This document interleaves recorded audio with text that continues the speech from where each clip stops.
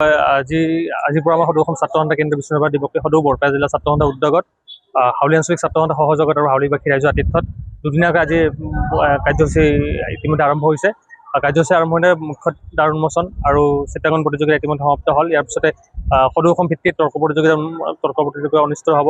তাৰপিছত ৰাভা সংগীত প্ৰতিযোগিতা অনুষ্ঠিত হ'ব আৰু অহাকালি আমাৰ সদৌ অসম ছাত্ৰ সন্থাৰ পতাকা উত্তোলন, শ্বহীদ তৰ্পণকে ধৰি মুকলি সভাকে ধৰি সন্ধিয়া সাংস্কৃতিক অনুষ্ঠানৰ আয়োজন কৰা হৈছে।